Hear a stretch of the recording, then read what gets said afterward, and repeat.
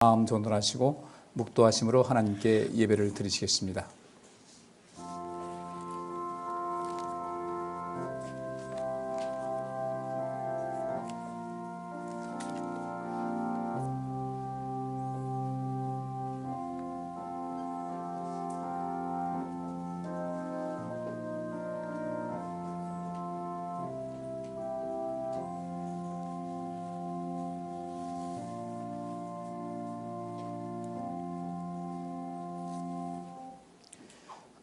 믿음이 오기 전에 우리가 율법 아래 매인 바 되고 계시될 믿음의 때까지 갇혔느니라.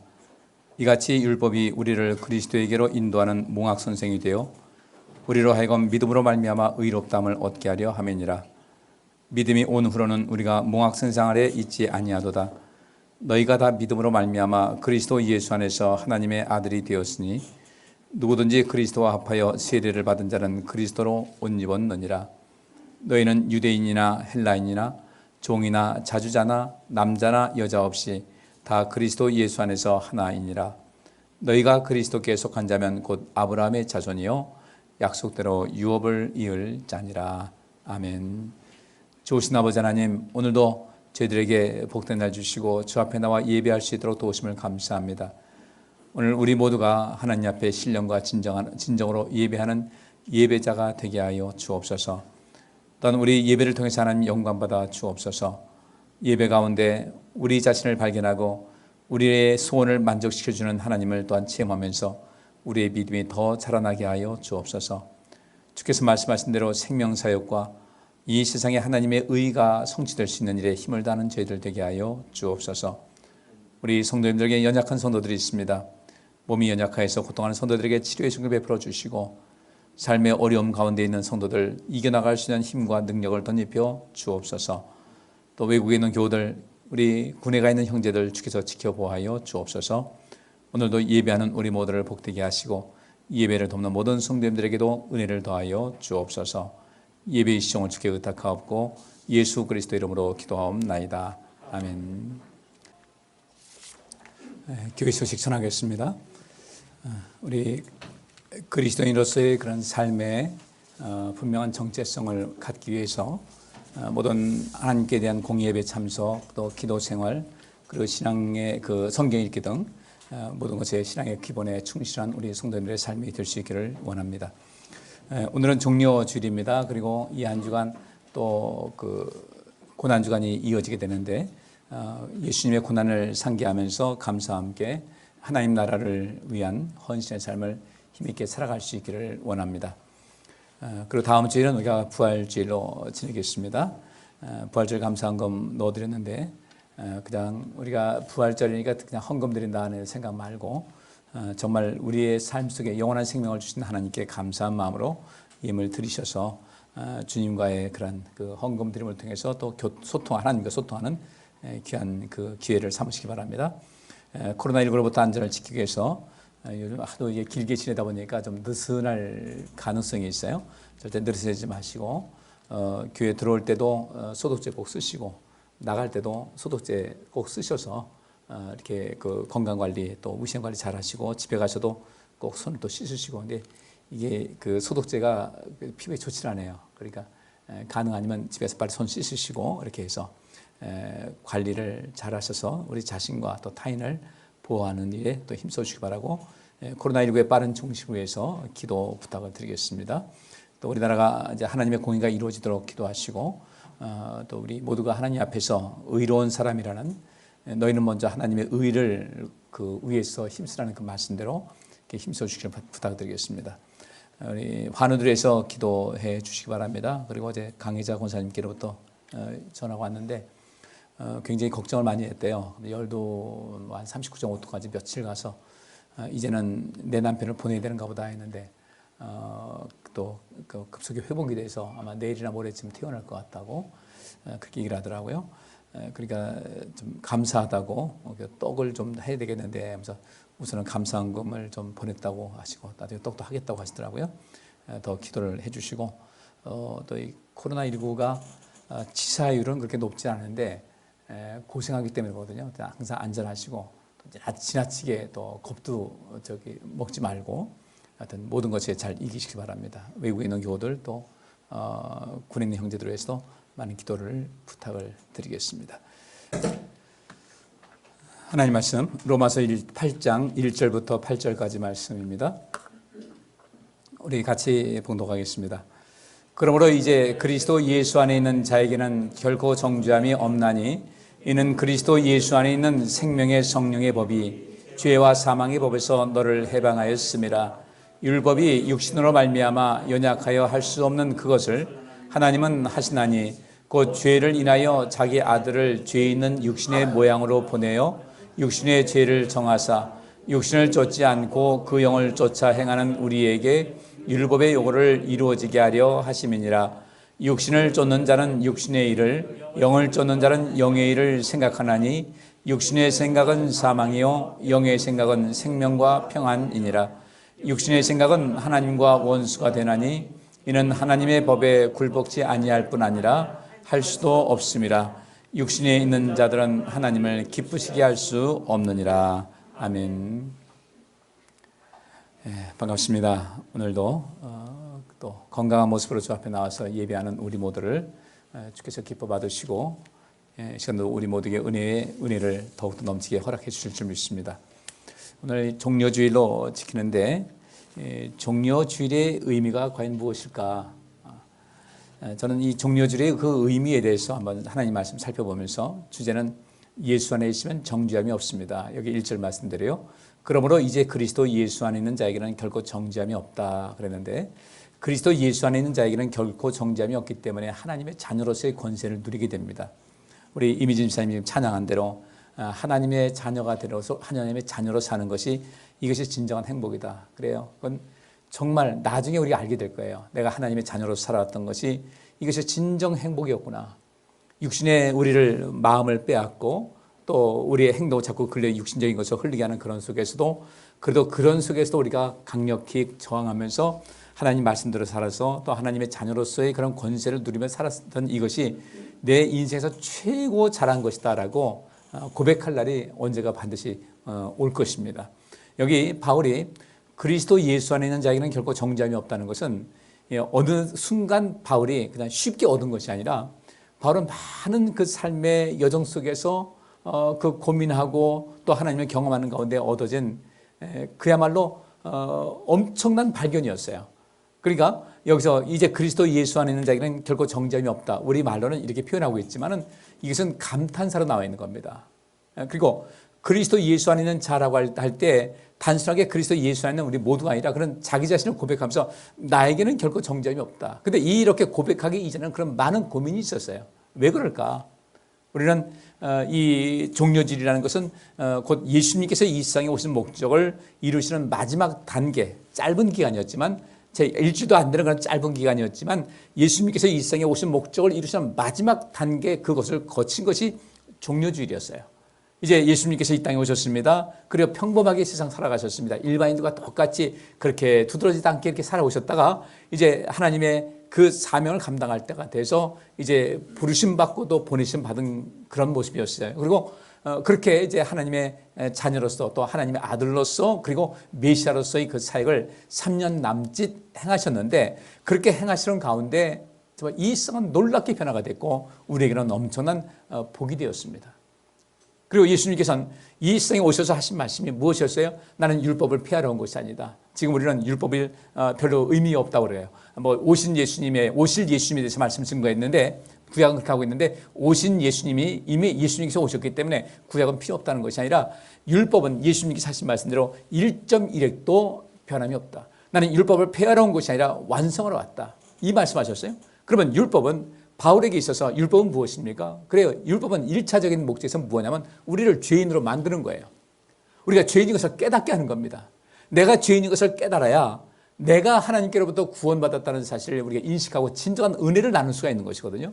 근데 내가 죄인인 것을 알지 못해요. 내가 뭐 잘못했어? 내가 뭐 별로 크게 죄진 것 같지 않은데 주님께서 나를 위해서 죽으셨다고 내가 뭐 어땠길래 하나님의 은혜는 없는 거예요.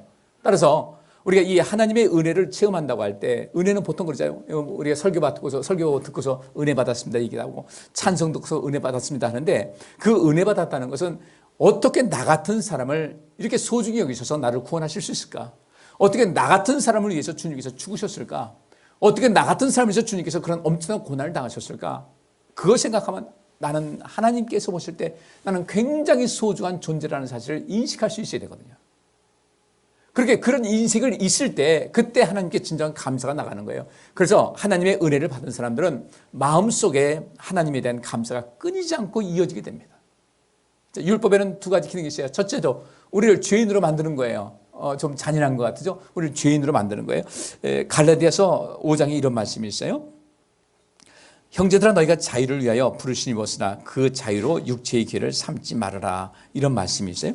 그러면 이 자유를 위해서 부르심 받았다. 우리에게 자유를 주기 위해서 하나님께서 우리에게 율법을 주신 거예요. 율법을 온전히 이루게 되면 난 진정한 자유가 있는 것이거든요. 이때 또 이 5장, 4장에 보면, 갈라디아서 3장에 보면 이런 말씀이 있습니다. 믿음이 오기 전에 우리가 율법 아래 매인바되고 계시될 믿음의 때까지 갇혔느니라. 믿음이 오기 전에는 우리가 율법 아래 매인바되었어요. 율법이 우리를 죄인으로 정죄를 한 겁니다. 하나님께서 이스라엘 백성들 애굽에서 이끌어냈습니다. 시내산에 이제 도착해서 하나님께서 그들에게 계명을 주십니다. 내가 계명을 줄 텐데 잘 지키겠느냐? 잘 지킨다면 너희는 나에게 소중한 사람들이 될 것이고 그 다음에 너희는 나를 대신해서 나의 제사장이 될 것이다 그랬어요. 그러면 이스라엘 백성들이 그 애굽에서 나와서 그 시내산에서 하나님께서 너희를 나의 제사장으로 만들 것이다. 여러분 제사장이라는 것이요. 우리는 지금 몰라요. 제사장이 뭐지? 뭐 제사장? 마이는 제사장. 나도 제사장인데. 그런데 그들은 애굽에 살면서 제사장이라는 직분이 얼마나 존귀하고 얼마나 권세가 있는 것을 잘 알았어요. 애굽에서는 제사장은 왕과 버금가는 지위를 갖고 있었습니다. 왕도 함부로 할 수 없는 그런 것이었어요. 우리 창세기 그 말씀이 있죠. 요셉의 때에 7년 동안 풍년이 들었고 7년 동안 엄청난 기근이 임했습니다. 7년 동안 그 풍년 들어가지고 많은 것을 사는데 그 다음에 그 7년 동안 남은 그 다음 7년은 엄청난 재앙이었어요. 모든 사람들은 자기 가진 거 다 국가에다가 팔았습니다. 처음에는 돈 가지고 식량 사다가 나중엔 자기 재물 가진 그 삶사에 팔다가 나중에 집도 팔다가 땅도 팔아가지고 전부 다 그렇게 겨우 먹고 살 수 있었을 텐데 그때 애굽의 제사장들은요 그 어떤 조건도 없이 계속해서 양식을 무상으로 공급을 받았어요. 그만큼 권세 있는 그런 직분입니다. 이때 하나님께서 너희가 내 말을 잘 듣고 지키면 내가 너희에게 나의 제사장이 되게 하겠다. 얼마나 귀가 솔직해요. 좋습니다. 주십시오. 우리가 말씀 지키겠습니다. 그래서 모세를 통해서 하나님께서 계명을 주신 거예요. 우리가 그 대표적인 게 10계명이고 그 다음에 우선 모든 율법 창세기부터 신명기까지 그 계시를 주셨는데 그 계명을 주셨는데 이 말씀 보니까 사람들에게는 그때 느낀 것이 뭐냐면 무력감을 느낀 거예요. 야, 이거 내가 그래도 열심히 살았다고 생각했는데 나는 죄인이네. 너나 할 것 없이 깨닫게 된 거예요. 무기력함을 느낀 겁니다. 하나님의 내 힘 가지고는 절대로 하나님의 자녀가 될 수 없다는 것을 구원받을 수 없다는 것을 그때 깨닫게 된 겁니다. 그래서 하나님께서 그들에게 계명을 주신 다음에 출애굽기는 세 파트 나누지 않습니까? 첫째는 애굽을 탈출하는 과정이고요.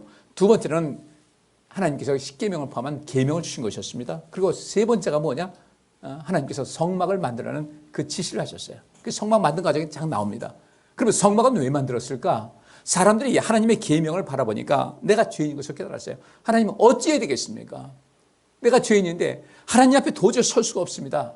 그럴 때 주님께서 너의 죄를 깨달았느냐? 너의 죄를 인정하느냐? 너희가 죄인인 것을 알았느냐? 그러면 내 앞에 와서 너희가 죄인됨을 고백을 하고 나를 믿어라. 그리고 내게 제사를 드려라. 너희가 그 죄를 내가 죄가 있음을 알고 정말 짐승이 나 대신 죽는 것을 하면서 이 죄의 결과는 죽음이라는 것을 깨닫고 이젠 죄에서 벗어나서 하나님 말씀, 아직까지 내가 이루지 못하는 하나님 말씀을 실천하면서 살 수 있는 그 과정을 거쳐나가라고. 그러면 내가 너에게 복을 주겠다. 그러니까 이 계명은요, 이 율법은 첫째로 사람들을 죄인으로 정죄를 하는 거예요. 바꿔 말하면 이 율법은 무엇인가? 나는 누구인가를 발견하는 겁니다. 그 계명을 통해서 하나님께서 말씀하십니다. 너는 누구냐? 너는 누구냐? 너는 어떤 사람이냐를 주께서 물으시는 겁니다. 우리는 이 하나님 말씀, 이 계명을 그래서 지금도 구약 성경 이 율법은 다 폐해된 것이 아니라 지금은 여전히 유효합니다. 그 율법은 나를 복되게 하는 것이고 나를 자유케 하는 것이에요.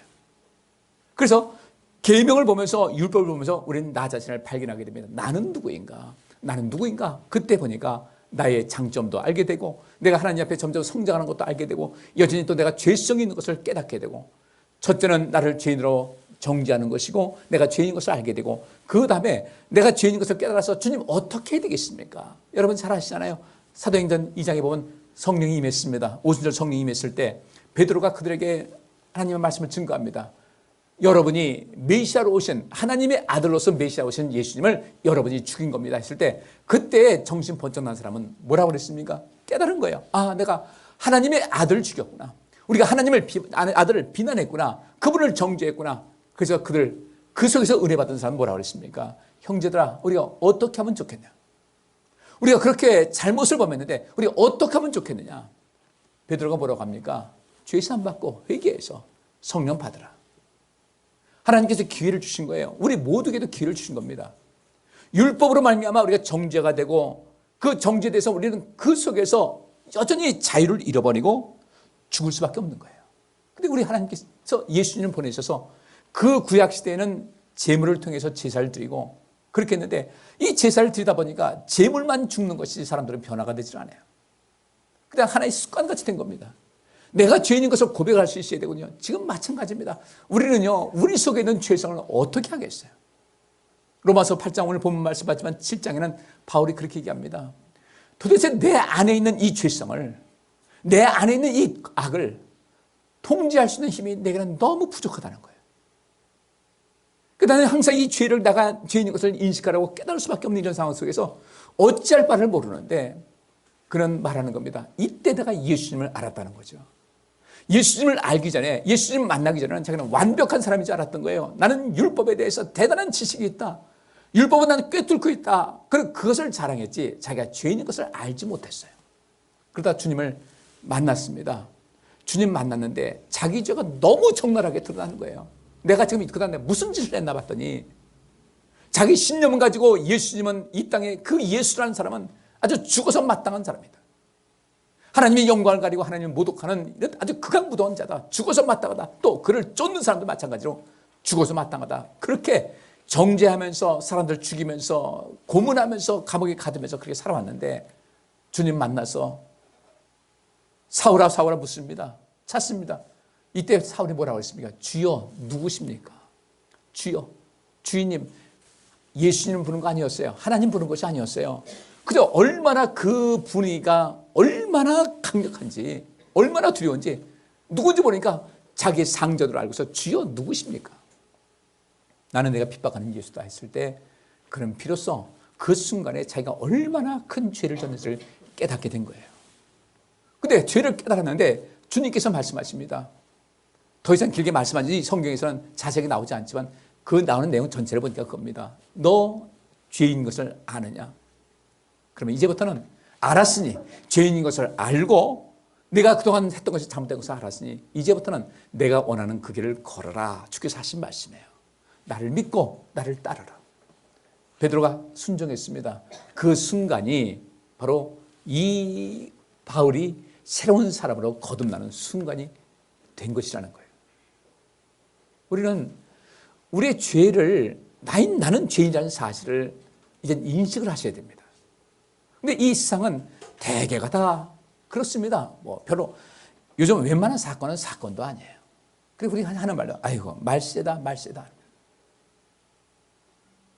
세상 기준을 보게 되면요, 우리는 별로 큰 죄를 지은 사람 같지가 않아요.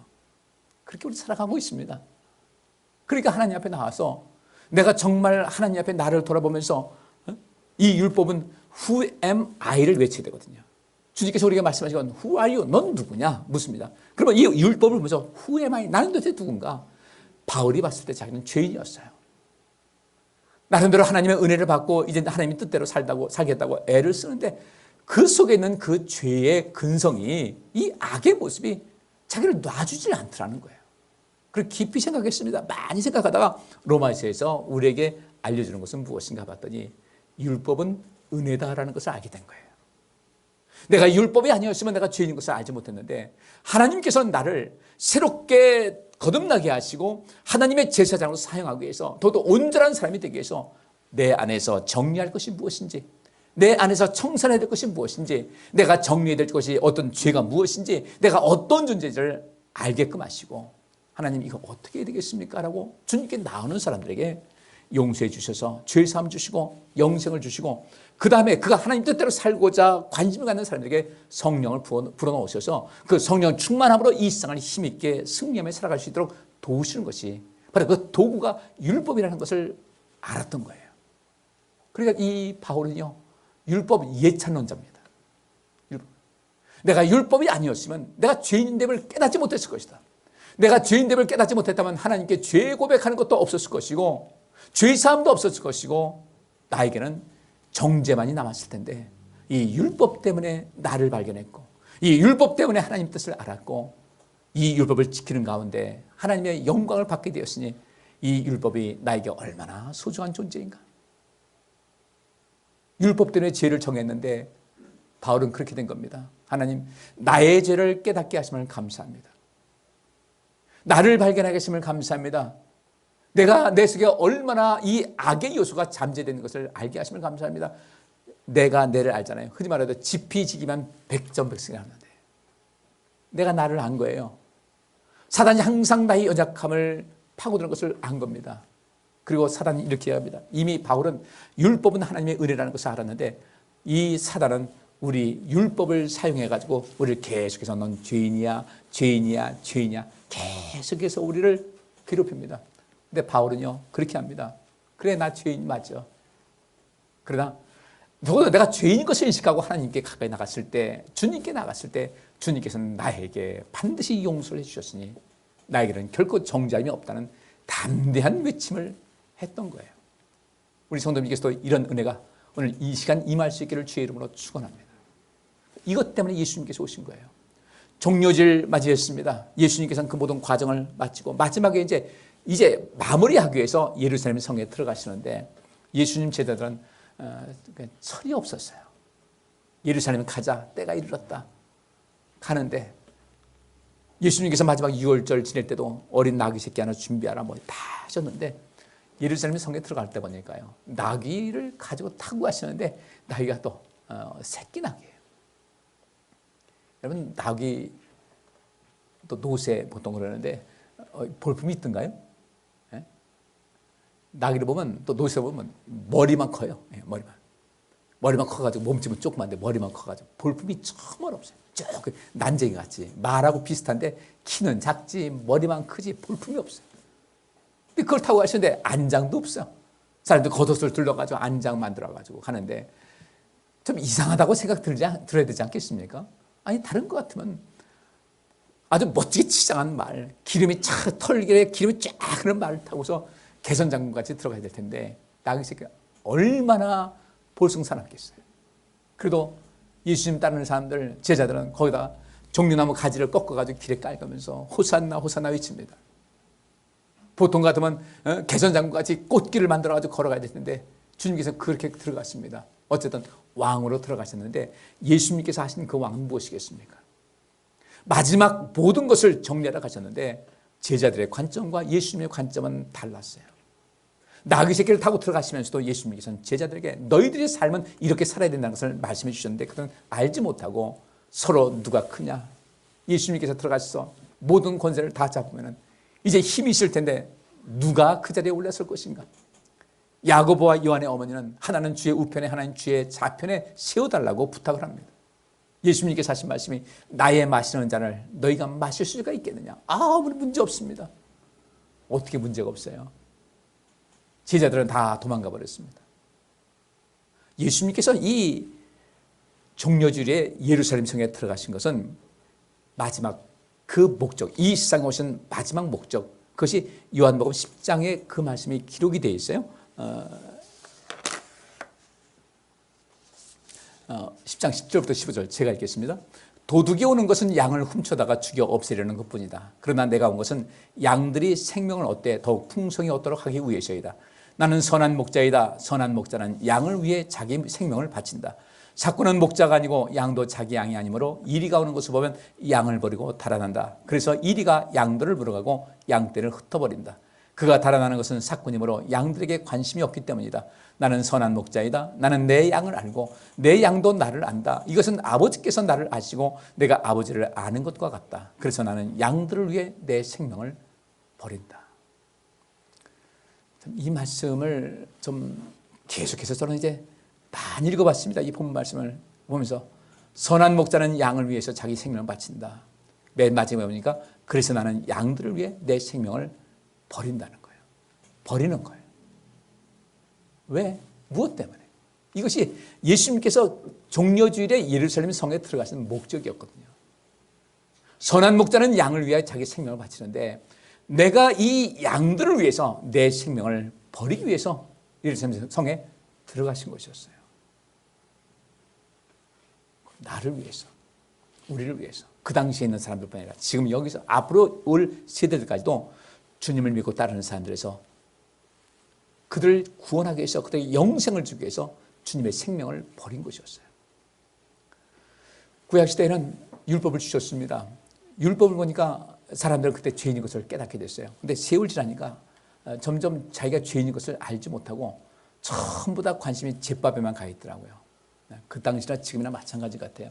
예수 믿는 것은 다른 것이 아닙니다. 생명 얻기 위해 사는 것인데 어느 날인가부터 우리는 서서히 복에 관심 가지면서 내가 죄인인 것을 고백을 하지 않습니다. 내가 죄인인 것을 고백하지 않다 보니까 다른 사람들의 죄만 자꾸 눈에 들어오게 되고요. 내 눈 안에 있는 그 어마어마한 장작더미 같은 것은 보이지 않고 남의 눈에 있는 톱밥 하나만 자꾸 보이게 됩니다. 그러다 보니까 교회가 교회답지 못하고 상대방을 공격하고 비난하고 뒷말하고 정죄하면 저기서 교회가 위로의 장소가 되어야 되고 생명을, 새 생명이 창조되는 그런 장소가 되어야 되고 생명력을 얻는 그런 장소가 되어야 될 텐데 교회가 긴장하는 그런 교회가 되어버렸어요. 한국 교회가 대부분이 그런 일이 많이 있습니다. 참 많이 안타까워요. 내가 죄인임을 깨달았다면 우리가 어떻게 할 것인가? 요한일서에 보면 그런 말씀이 있어요. 잠깐 보겠습니다. 16절, 5장 16절. 형제가 죄를 짓는 것을 보게 될 때 그것이 죽을 죄가 아니라면 하나님께 용서를 구하십시오. 그러면 하나님께서 그를 살려주실 것입니다. 그러나 죽을 죄가 있습니다. 그것에 대하여 나는 기도하라고 말하지 않습니다. 의롭지 못한 모든 것이 죄이지만 죽지 않을 죄도 있습니다. 죄가 있는데요. 죽을 죄가, 영벌에 처하는 그런 죄가 있고 죽지 않을 죄가 있어요. 그러면 우리는 그가 죽을 죄가 아니라면 어떻게 해야 돼요? 뭐 하라고요? 하나님께 용서를 구하시라는 거예요. 그렇게 할 때 18절 보니까 하나님의 자녀는 계속해서 죄를 짓지 않는다는 것을 우리는 압니다. 적어도 하나님의 자녀라고 할 때는 이 사람은 적어도 죽을 죄는 절대로 짓지 않는다는 거예요. 왜 그런가? 하나님의 아들이 그를 지켜주시기 때문에 악한 마귀도 그를 건드리지 못합니다. 그런데 그 외에 우리는 많은 죄를 져요. 나도 짓고 너도 짓고 다 짓습니다. 근데 내가 짓는 죄는 죄가 아니고 다른 사람들이 짓는 죄는 죄라고 판단을 하는 거예요. 똑같이 죽지 않을 죄인데 우리가 정말 그들에서 하나님께 용서를 구하는 모습 가지고 있을 텐데 이것이 안 되는 거예요. 왜 그럴까? 하나님께로부터 용서 안 받은 체험이 없기 때문에 그래요. 하나님께 용서 안 받은 체험이 없다는 것은 내가 죄인이라는 사실을 인식하지 못하고 있다는 거예요. 정말 큰 비극입니다. 율법이 우리가 중요한 것은 무엇인가? 나를 죄인으로 인식하게 하는 거예요. 내가 죄인임을 인식하고 그래서 하나님께 가까이 나가게 하는 것입니다. 그런데 언젠가부터 한국교회는 어떻게 됩니까? 항상 은혜만 얘기를 합니다. 여러분, 은혜가 아무에게나 임합니까? 은혜가 너무 쉬운 거예요. 아우, 나 하나님의 은혜로. 그렇죠. 내가 심은 것보다는 더 많은 걸 받았으면 다 은혜긴 한데 최고의 은혜는 무엇인가 봤더니 내가 죄인인데도 불구하고 내가 정죄를 받지 않았다는 거예요. 왜 정죄받지 않았을까? 오늘 본문에 있는 말씀이 그것이죠. 내가 왜 정죄받지 못했을까? 정죄받지 못한 것이 뭐예요? 그 이유가 뭐예요? 예수 안에 있는 자에게는 결코 정죄함이 없다. 내가 예수 안에 있기 때문에 정죄함이 없었고 정죄되지 않으니까 내가 천국 가는 것이고 영생을 얻는 것인데 그것이 은혜 아닙니까? 율법 보니까 다 죽을 수밖에 없는 거예요. 율법을 보니까 내가 죄인인 거예요. 이때 어떻게 하면 좋을까? 그래서 하나님께 내가 어떻게 하면 좋습니까? 그럴 때 주께서 말씀하시는 겁니다. 네가 죄인인 것을 인식하느냐? 예, 제가 죄인인데 이 죄를 해결할 방법이 없습니다. 바울이 그 고백했어요.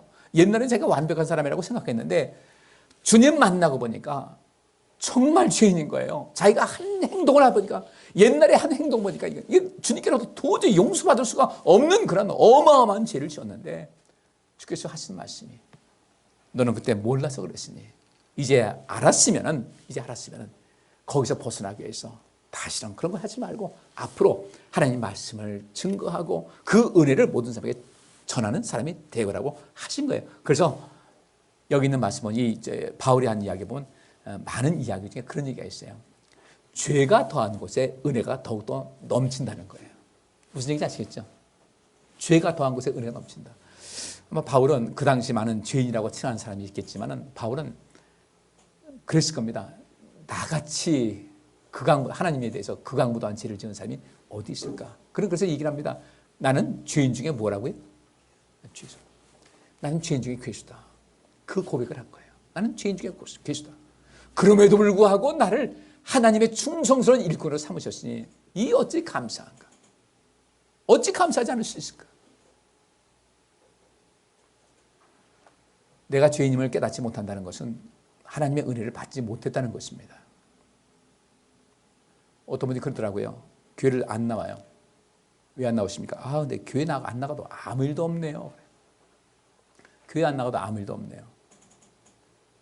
제가 그 말을 듣고서 무슨 생각이 들었냐면, 이분은 그동안 하나님의 은혜를 전혀 체험하지 못한 분이구나. 전혀 하나님의 은혜를 체험하지 못했어요. 하나님의 은혜를 체험하지 못했으니까 그때나 지금 역시 하나님께 교회 나오지 않는 이때나 똑같은 거예요. 정말로 하나님의 은혜를 받은 사람들은요, 교회를 안 나간다? 있을 수가 없는 거예요. 있을 수가 없는 거예요. 어떻게 아무 일도 없다고 이렇게 얘기를 합니까? 그것이 바로 무엇인가? 내가 하나님의 은혜 근데 본인은 그것을 알지 못하겠죠. 내가 완전히 믿음 밖에 있었구나. 하나님 믿는 것이 아니었구나는 거예요. 내가 이렇게 교회를 안 나가도 아무렇지 사는 거 보니까 이거 내가 큰일 났구나는 그런 마음을 가져야 되는데, 그래서 안심을 하는 거예요. 별일 없네. 교회 안 나가도 아무 일 없네. 이렇게 잘못 생각을 하고 있는 거예요. 우리 성도님들, 나는 죄인이라는 사실을 알고 주님 앞에 늘 나를 돌아보면서 내가 죄인임을 발견하고 그 죄 사함을 위해서 하나님께 늘 기도하는 여러분 되시길 바랍니다. 이것이 우리에게 율법을 주신 목적이었어요. 그것을 알아야 우리가 새로워지지 않겠습니까? 그죠? 보통 그렇죠. 실패는 성공의 어머니다. 세상에서도 그렇게 얘기를 해요. 실패는 성공의 어머니다. 죄를 인식하는 것은 하나님의 은혜를 받을 수 있는 중요한 수단입니다. 우리 죄를 지적하면 듣기 싫은 거예요. 누구나 그렇습니다. 다 방어하고 싶죠. 내 약점을 얘기하는데 좋은 사람이 누가 있겠어요. 그런데 그것을 수용할 줄 아는 사람은 미래가 있는 사람인데, 누군가에게 쓴소리하는 것을 듣기 싫어하게 되면요, 나를 인정하지 않는 것이거든요. 나의 실체를 인정하지 않다 보니까 발전이 없어요. 성장이 없어요. 우리 성도님들, 바울을 제대로 아시고, 바울이 오라 나는 공고한 자로다. 누가 나를 이 사망의 그대에서 나를 지켜줄 수가 있을까라고 고백을 했는데, 그때 주님께서 말씀하십니다. 내가 진정으로 죄를 인식하고 내가 죄인임을 나에게 고백한다면, 그래서 어떻게 하든지 주님께로부터 하나님께로부터 이 문제를 해결받기를 간절히 소원하는 그런 마음이라면 내가 너의 죄를 사해 주겠다. 절대로 너를 정죄하지 않겠다. 너를 새로운 사람으로 만들어 주겠다고 하신 거예요. 바울이 그래서 그것을 경험했기 때문에 이런 로마서를 통해서 많은 말씀을 하고 있는 것이거든요. 여러분들 속에 무엇이 있습니까? 여러분 누굽니까? 우리 죄인 아닙니까? 예수님께서 이 종려주일에 예루살렘 성 입성하신 것은 나를 살리기 위해서, 우리를 살리기 위해서 죽으시러 가신 거예요. 구약시대 제사 방법 여러 가지 있죠. 속죄제가 있습니다. 가장 중요한 것은요, 하나님과 일대라고 하는 그 문제예요. 하나님과 나 사이 속에서 내가 죄인인 것을 고백하는 그 속죄제가 있고, 속건제가 있습니다. 뭔가 몰랐어요. 인간 대 인간 사이 속에서 어떤 죄를 범하거나, 또 하나님의 어떤 그 일을 하나님과 직접 고청이 아니고 어떤 하나님의 일을 하는데, 예를 들어서 성물을 다루고 있는 그런 데서 그 제대로 하지 못한 것을 용서 안 받는 속건제가 있었어요. 그리고 하나님과 더욱더 화목하고 지내고자 하는 화목제, 감사제가 있었습니다. 그리고 소제, 곡식으로 드리는 제사가 있었고, 또 번제는 늘상 드렸어요. 상번제라고 그러죠. 번제는 무엇입니까? 번제의 목적이 뭐예요? 번제에서 쓰이는 그 도구가 무엇입니까? 어떤 것이 번제의 제물입니까? 내장이에요. 주 내장. 여기는 기름이 굉장히 많습니다. 여러분들 쇠고기 먹을 때 마블링이 아주 좋은 거 있죠. 흰색 줄이 쫙 가가지고 기름이 쫙 있을 때요. 사실 그게 몸에 안 좋은 거거든요. 근데 그게 맛이 있어요, 없어요? 맛있어요. 삼겹살이 왜 맛있어요? 네? 될 수 있으면 삼겹살 잡수지 마세요. 삼겹살 아주 몸에 엄청난 독입니다. 우리 보통 말하면 삼겹살의 그 기름은 아무 문제 없다고요. 여러분들 다 속지 마세요. 여러분 뽀빠이 영화가 왜 나왔는지 아세요? 미국에서 시금치 농사가 너무 잘 됐는데 이게 팔로가 막힌 거예요. 그때 그래서 뽀빠이를 만든 거예요. 뽀빠이 통조에 쫙 먹으면 갑자기 힘 불치고 나가지고요. 언제부터 우리 삼겹살을 먹었을까? 무엇 때문에? 언제부터요? 돼지고기를 도축을 하는데 일본에 많이 수출했습니다. 일본은 돈가스를 많이 먹잖아요. 등심과 이런 부분, 그 살코기만 하다 보니까 남는 것이 삼겹살로 만든대요. 이거 돼지 잡았는데 버리기가 아깝잖아요. 지금도 스페인이나 이런 선진국들은요, 전부 다 삼겹살은 어떻게 하는지 아십니까? 죄다 폐기 처분해가지고 화장품을 만들지 먹지를 않아요. 근데 우리나라가 삼겹살 붐이 일었어요. 그 사람들 얼씨구나 해가지고요. 거의 헐값에 팔아버린 것에 거기다 값을 더 붙여가지고 삼겹살보다 우리나라에서도 삼겹살 광고를 열심히 했어요. 그 어마어마한 기름 때문에 우리 사람들이 성인병에 노출되고 있는데 이걸 정부에서 그냥 내버려 두는 거예요. 왜? 수출하면 돈 되니까. 자기들만 안 먹으면 되니까. 난 그래서요, 참 이 나라는 어디든 뭐 행정부에 있는 사람이든 입법부나 사법부든 정말로 국민들을 생각하는 그런 것이라면 조심할 수 있어야 돼요. 먹더라도 그런 광고를 하지 말아야 될 텐데. 삼겹살 해가지고. 삼겹살이 맛있는 이유가 왜 그래요? 뭐 타는 냄새예요? 기름 타는 냄새가 그렇게 좋은 거예요. 그러니까 맛있는 거예요. 고기가 아니라 그것이 맛있는 거예요. 여기 정의 좀 하시는 분 안 계시지? 이 목사는 물러가라 또 그런지 모르겠어요. 될 수 있으면요, 삼겹살 말고 딴 살 잡수세요. 목살이라든지. 앞다리살이 비쌉니까? 뒷다리살이 비쌉니까? 앞다리살이죠. 앞다리살 먹든지 그렇게 해서 그래도 내가 삼겹살 먹고 싶어서 먹게 되겠다는 잡수시되 너무 많이 잡수지 마세요. 그래서 이 번제를 드릴 때는 그 번제는 상번제, 이 번제를 자주 드렸어요. 제사할 때마다.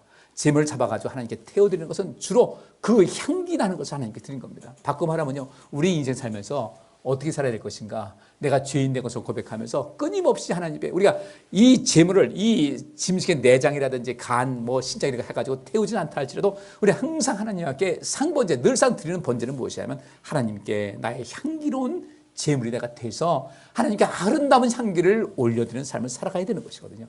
그렇게 하도록 하는 것이 율법인 거예요. 내가 더욱더 온전한 삶을 살아서 하나님께서 기뻐하시는 그런 삶을 살아서 끊임없이 죄와는 서서히 조금씩 멀어지고 하나님께서 원하시는 의로운 삶을 살도록 우리에게 교훈을 주시고 깨닫게 하는 것이 율법이니, 율법이 없다면 우리는 죄인은 안 됐겠죠. 그런데 우리 하나님께서는 죄인된 모습으로 제사장 만드는 거 원치 않으셨거든요. 온전한 제사장, 이 세상의 빛과 소금의 가를 감당할 수 있는 그런 온전한 제사장 되기 위해서 하나님께서는 우리에게 계속해서 온전치 못한 것을 끊어버리게 하려고 율법을 주신 거예요. 율법이야말로 우리를 정말 피가 되고 살이 되게 하는, 우리의 삶을 정말로 기름지게 하고 복되게 하는 것이 율법인데 절대로 율법 무시하지 마세요. 제사 방법만 완성이 됐어요. 이제는 옛날에는 이 제물을 잡아가지고 죽여서 그렇게 했지만 예수님께서는 더 이상 그렇게 하지 않고 진정한 제물 되신 거예요. 그래서 오늘 이 예루살렘 성에 입성하신 이 종료절의 의미는 예수님께서 우리를 위해서 제물 되기 위해서 예루살렘 성에 입성하신 거예요. 그만큼 우리가 하나님께 굉장히 소중한 존재라는 겁니다. 믿습니까? 우리는 너무도 소중한 존재예요. 주님께서는 내가 너를 위해서 죽을 만큼 너는 내게 가치 있는 존재라는 것을 말씀하신 거예요. 나는 너를 위해서 죽을 수가 있다. 이미 말씀하신 거예요. 아까 본 말씀드려요. 선한 목자는 양을 위해서 목숨을 버린다. 나는 선한 목자다. 그래서 내 목숨을 버린다. 그 예수님을 하나님께서 부활시키신 것이죠. 이제 우리 정말 멋있게 살아갈 수 있기를 간절히 바랍니다. 우리는 그렇게 가치 있는 존재인데, 주님께서 나를 위해서 죽으실 만큼 가치 있는 존재인데 나는 왜 나를 좀 더 가치 있는 존재로 만들지를 못할까? 하셔야 돼요. 여러분의 인생의 선장은 여러분이에요. 내 인생의 배의 선장은 나예요. 내가 키를 움직이는 대로 배는 갈 겁니다. 어디로 갈 것인가? 그래요. 우리는 쉬운 길 택하고 싶습니다. 편하고 싶습니다. 마장도 늑장도 부리고 싶습니다. 그냥 되는 대로 살고도 싶은 마음이 있습니다. 어떤 데는 그냥 멍 때리고 있어 하루 종일 그렇게 있고 싶을 때가 있어요. 오늘은 제가 아침에 일어나는데요, 딴 데는 항상 먼저 알람이 깨기 전에 한 30분 전에 일어났는데 알람이 울리는데요, 저 멀리서 이상한 소리가 들리는 것 같아요. 그래가지고 휴대폰이 있어가지고 이걸 껐거든요. 껐고서 또 잠이 들어버렸어요. 저희 집사람은 그 방에서 뭐 준비할 거 한다고 컴퓨터 앞에 앉아 있었던 모양이에요. 근데 거기 몰입하다 보니까 제가 안 일어나니까 하니까 깨우는데 보니까 7시인 거예요. 그런데도 몸이 그렇게 천근만까지 무거워요. 그때 제가 무슨 생각 들겠습니까? 오늘이 주일이 아니었으면 참 좋겠다. 우리 그런 존재예요. 주께서 어떤 하신 말씀이실 때 좀 쉬고 싶고 피하고 싶고 달아나고 싶은 마음 다 있지 않겠습니까?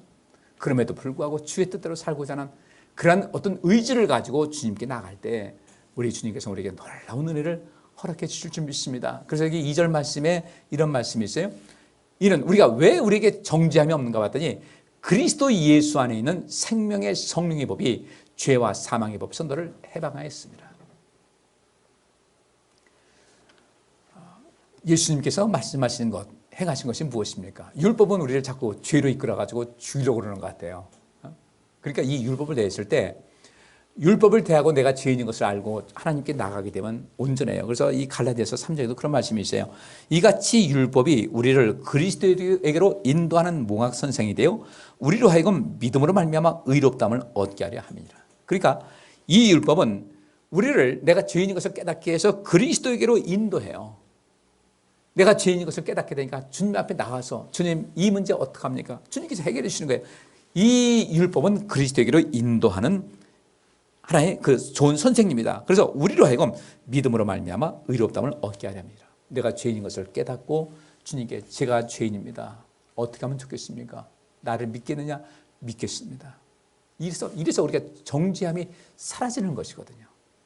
이 과정을 절대로 늦추지 말고 끊임없이 이 과정을 걸어나가자는 거예요. 날마다 여러분들 새로워진다는 것은 내 안에 있는 악의 근본, 내 안에 있는 죄성과의 싸움에서 이기는, 한 번 이기고 두 번 이기고 세 번 이기면 충분히 이길 수 있는 것이에요. 그 죄성과 싸워서 이기는 과정이 날마다 새로워지는 것인데 어디 안에서 가능한가? 예수 안에서 가능한 거예요. 그리고 주님께 말씀드립니다. 주님, 이것을 이겨나가고 싶습니다. 이 죄악의 모든 권세에서 벗어나고 싶습니다. 주님 도와주옵소서 할 때 이때 어떻게 되는가? 그리스도 예수 안에 있는 생명의 성령의 법이 죄와 사망의 법에서 너를 해방할 수 있다라고 말씀하고 있는 거예요.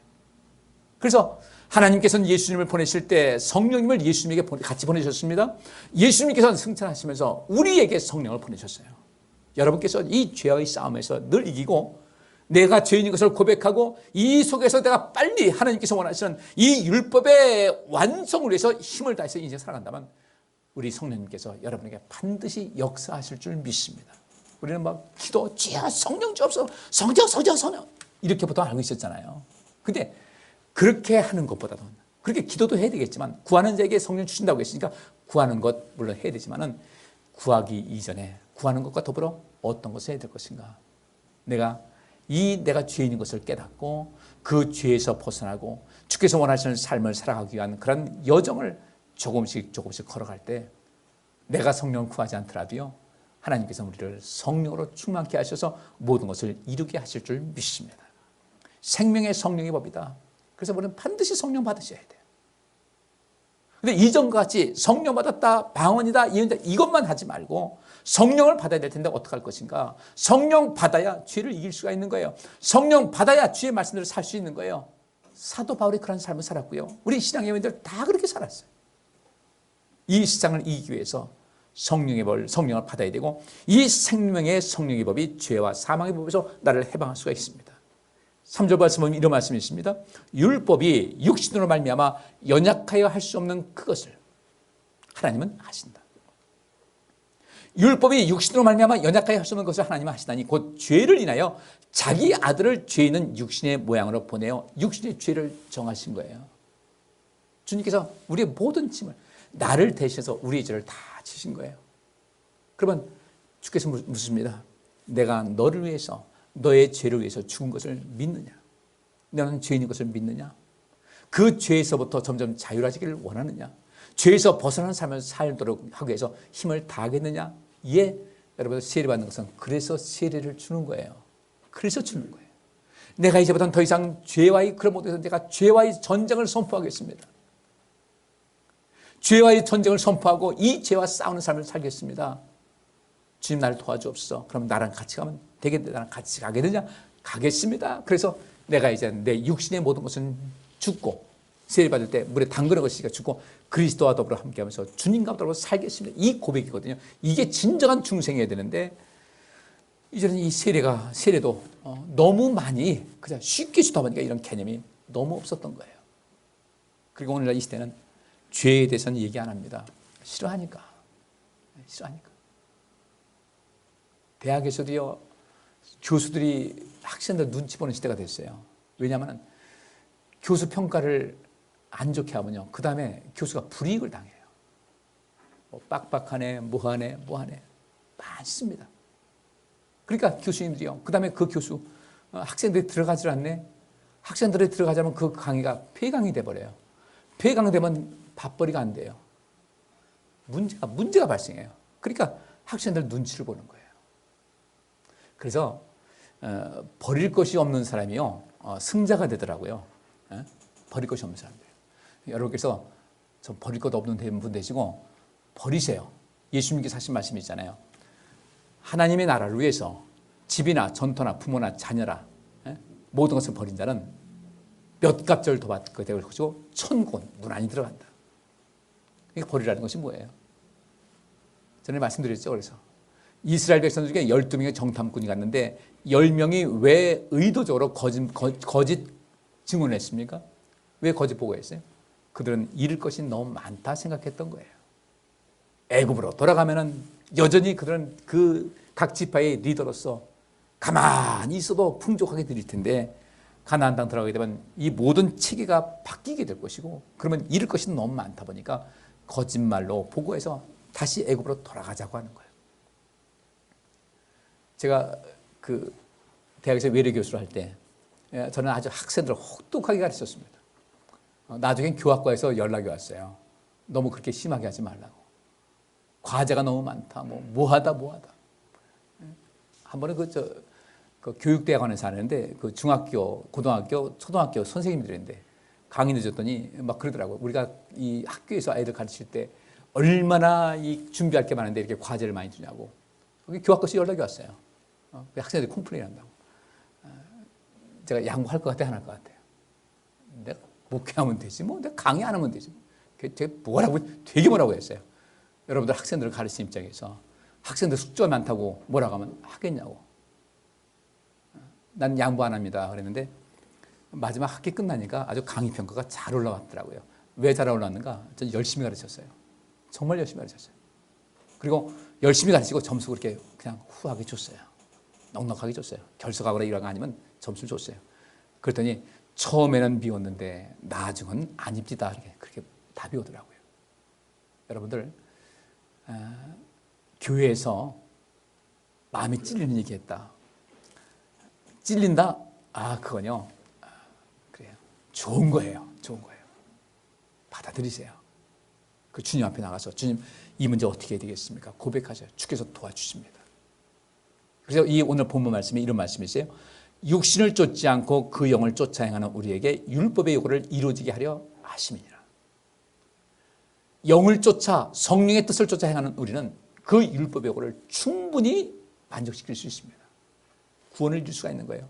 육신을 쫓는 자는 육신의 일을, 영을 쫓는 자는 영의 일을 생각하나니 육신의 생각은 사망이요 영의 생각은 생명과 평안이니라. 주님께서 우리를 살리시고자 당신의 목숨을 버리셨는데, 우리는 그렇게 가치 있는 존재인데 우리 스스로를 하찮은 존재로 만들면 안 돼요. 주님께서 나를 이제 죽으셨다. 나도 이제 살아야 되겠다. 내가 정죄받지 않고 살아야 되겠다. 그리고 여러분들을 끊임없이 여러분 자신이 주의 말씀대로 끊임없이 살리고자 애를 쓴다면 우리 성령님께서 여러분에게 반드시 역사하셔서 성령 충만한 놀라운 역사를 이루게 될 줄 믿습니다. 오늘 이 종려주일에 깨달을 것이 그거예요. 주님께서 왜 그 죽음의 자리로 들어가서 아시잖아요.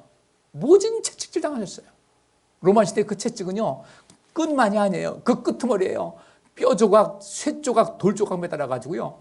그때 무거우니까 치면 휘말리지 않겠습니까? 그래서 다시 땡기게 되면 풀리면서 살점은 뚝뚝 뜯어가 나오는 거예요. 그 모진 고난을 왜 당하셨겠어요? 우리가 당할 건데 주님께서 대신 당하신 거예요. 무엇 때문에? 나 살리자고.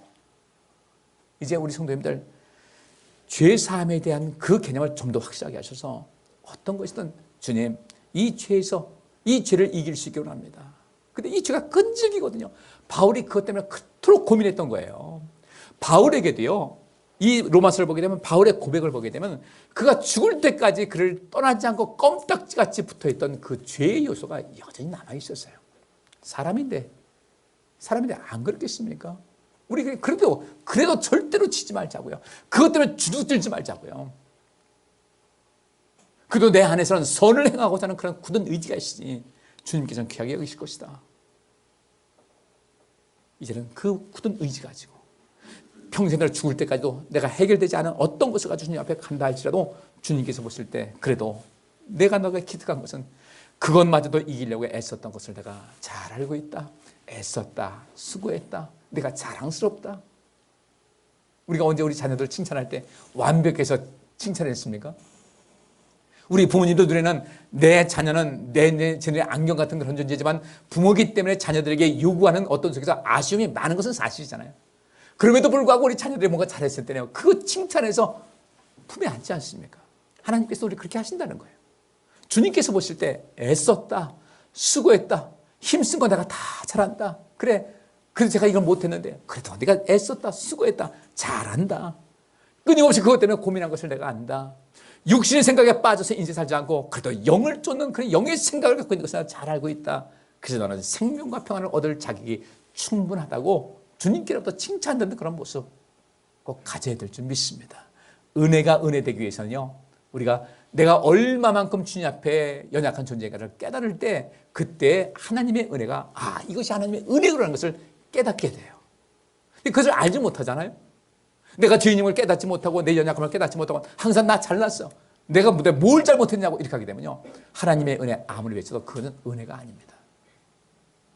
한 가지 좀 예를 들게요. 우리 총회에서 문제가 있었어요. 작년 그 회기에 어떤 분이 굉장히 시끄럽게 했습니다. 그래가지고 여기저기서 뭐 재판 상소가 올라오고 이건 우리 어떻게 치료를 해야 된다. 이건 반드시 이 정죄를 해야 된다. 징계를 해야 된다. 나중에 총회장님이 그러더라고요. 우리 주님의 용서함을 다 받아서 용서하고 사십니다. 그러니까 그렇게 하자니까 다 박수를 쳤어요. 그렇게 하자고. 그런데 나중에 이 사람이 변화가 안 되는 거예요. 말썽 부리는 사람이. 여전히 말썽 부리는 거예요. 그러니까 다시 또 문제가 또 불거졌습니다. 시끌시끌해요. 그래서 제가 나가서 한 발언을 했어요. 하나님의 은혜를 너무 무가치하게 여긴 것 같다. 일단은 그 사람을 징계를 하고, 잘못한 거 있으면 징계를 하고, 그 사람이 정말 내가 그동안 잘못했습니다. 죄송합니다. 라고 사과를 하고 용서를 빌 때 그때에 용서하고 하나가 돼야지. 그 사람은 멀쩡하게 반성도 안 하고 아무리 내가 뭘 잘못해서 이러고 있는데 우리 용서합시다니 그 사람이 무슨 은혜라고 생각했겠느냐. 왜 이렇게 솜방망이 처벌을 해가지고 이런 문제가 되느냐. 제대로 징계를 하고 그가 잘못했다는 것을 인정할 때 우리가 다 품고 하나 갔으면 서로 좋지 않겠냐. 그거 안 하다 보니까 이런 문제가 생기는 거다. 바꿔 말하면요, 여러분들 하나님의 은혜 받았다고 생각하세요? 진정한 은혜는 하나님 앞에 내가 얼마나 연약한 존재인지를, 내가 하나님께로부터 얼마나 많은 용서를 받고 하나님의 사랑을 받고 하나님의 자비하심을 받는 것을 깨달을 그때가 진정히 은혜 받았다라고 이야기를 해야 됩니다. 내가 죄인 것을 알지 못하고 여전히 나는 잘났는데 하나님의 은혜는요, 아무 의미가 없어요. 그래서 바울이 얘기한 대로 죄가 더한 곳에 은혜가 더 넘친다고 한 거예요. 죄를 인식하는 그 사람에게 하나님의 은혜가 넘치게 됩니다. 여러분들, 하나님께서 이 말씀을 통해서 우리에게 지금도 묻습니다. Who are you? 너는 누구냐? 했을 때 받아들이며 Who am I? 나는 누구지? 그 속에서 하나님의 뜻대로 나를 발견해서 주님의 은혜를 새롭게 체험하고 그 안에서 여러분 인생이 하나님의 은혜로 차고 넘치는 인생을 살아갈 수 있기를 주의 이름으로 축복합니다. 그 은혜를 진짜로 체험한 사람들은요, 그래서 원수까지도 사랑할 수가 있는 것이고요, 누구에게든 용서를 베풀 수 있는 그 힘이 생기게 됩니다. 바울이 그것을 체험했기 때문에 그런 나는 죄인의 중에 괴수라고 하면서도 그런 주님 앞에 늘 당당했고 자신 있었고, 그리고 하나님의 은혜를 평생 잊지 않고 평생을 헌신하고 살다가 순교까지 기꺼이 감당할 수 있었던 거예요. 이것이 진정한 은혜를 받은 사람의 삶의 모습인데, 오늘 이 고난주간을 통해서 주님의 은혜를 깊이 생각하시고 주님의 은혜를 안다고 할 때 우리 속에 감사가 넘치게 됩니다. 그 감사가 넘치게 되면요, 우리가 주님 앞에 못할 것이 없는 진정한 헌신자, 봉사자, 충성된 종이 될 줄 믿습니다. 기도하겠습니다. 하나님, 이 종려주를 통해서 나의 나됨을 바로 알고 하나님 앞에 내가 어떤 존재인지를 깨닫고 하나님이 얼마나 자비로우시고 좋으시고 얼마나 위대한 분이시고 얼마나 사랑이 풍부한 분인가를 발견하시는 귀한 이 고난주간이 될 수 있기를 원합니다. 그렇게 모든 것을 깨달았을 때 우리는 주님께서 말씀하신 대로 하나님의 사랑과 이웃사랑의 실천이 가능한 것이고 용서가 가능하고 주께서 원하시는 성숙한 성도, 성령 충만한 삶을 살아가게 될 줄 믿사오니 주님, 저희들에게 하나님 말씀 읽을 때 나 자신을 발견하시는 통찰력과 지혜를 더하여 주옵소서. 이 주간도 그렇게 살아서 승리하여 하나님을 크게 기쁘시게 하고 주님께서는 나를 위해서 죽으실 만큼 나를 소중히 여기시고 그렇게 가치 있는 존재로 여기셨는데 우리 높은 자존감을 가지고 나는 그렇게 소중한 존재라는 것을 알고 그렇게 소중한 존재로 만드신 하나님께 감사하면서 힘을 다해 충성하면서 하나님과 더불어 아름다운 동행의 삶을 끊임없이 이어가게 하여 주옵소서. 예수 그리스도 이름으로 기도하옵나이다. 아멘. 기도하겠습니다. 주께서 여기 모인 모든 성도들과 그의 가정과 그와 관련된 모든 일에 복을 주시고 지켜주시며 따뜻하게 대해주시고 은혜를 베푸시며 사랑스러운 눈으로 바라보시어 모두에게 평안을 주시기를 원하노라. 아멘.